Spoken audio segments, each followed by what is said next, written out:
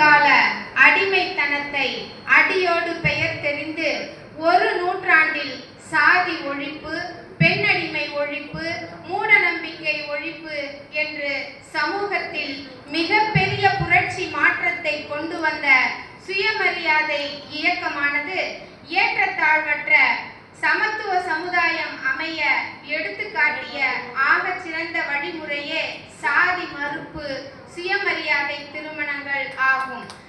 பெரியாரால் அடையாளம் காட்டப்பட்டு அறிஞர் அண்ணாவால் சட்ட வடிவமாக்கப்பட்டு இன்று தமிழ்நாடு தாண்டி உலகம் முழுவதும் ஏராளமான சுயமரியாதை திருமணங்கள் நடந்து கொண்டிருக்கின்ற நிலையில் ஓர் அமைதி புரட்சியாக ஆண்டுதோறும் ஆயிரக்கணக்கான திருமணங்களை சத்தமின்றி பெரியார் சுயமரியாதை திருமண நிலையம் சென்னை பெரியார் திடலில் தமிழர் தலைவர் ஆசிரியர் கி வீரமணி அவர்கள் தலைமையில் நடத்தி கொண்டிருக்கிறது.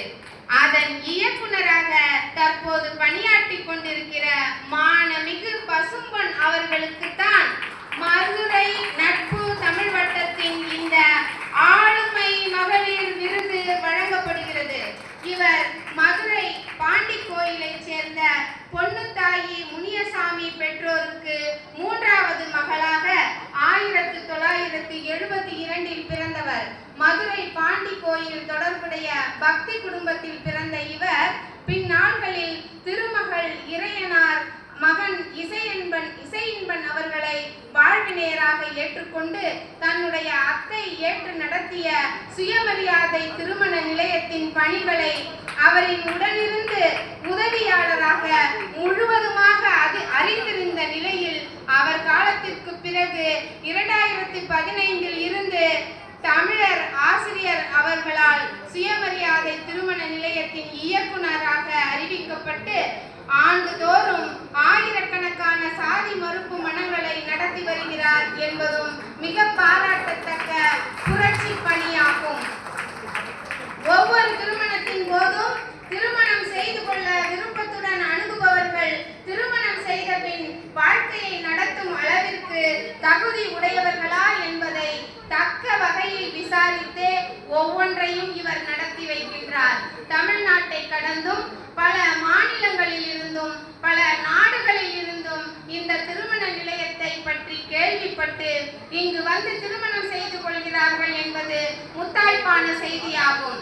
சவால்கள் நிறைந்த திருமணங்களையும் மிகவும் பக்குவத்தோடு கையாண்டு வெற்றியாக்குவதோடு அவர்களுக்கு அவர்களின் பெற்றோர்களாலோ உறவினர்களாலோ அவர்கள் உயிருக்கு அச்சுறுத்தல் ஏதேனும் வருவதாக இருந்தால் அதை சரியாக கையாண்டு அவர்களை பாதுகாத்து சிலருக்கு பணிகளையும் பெற்றுக் கொடுத்து அவர்கள் இன்று நல்ல முறையில் வாழ்ந்து கொண்டிருக்கிறார்கள் என்பதும் முக்கியமான செய்தியாகும்.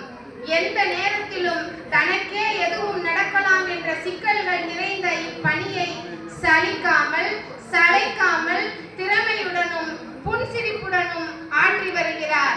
சென்னை பெரியார் திடலில் வளைய வரும் இவர் அங்குள்ள அனைவரினுடைய அன்பையும் பெற்றவர். திராவிடர் கழக தலைவர் ஆசிரியர் கி வீரமணி ஐயா அவர்களின் பாராட்டுதலையும் நன்மதிப்பையும் பெற்று திகழும் இவருக்கு ஆளுமை மகளிர் விருது வழங்குவதில் மதுரை நட்பு தமிழ் வட்டம் பெருமை கொள்கிறது. நன்றி.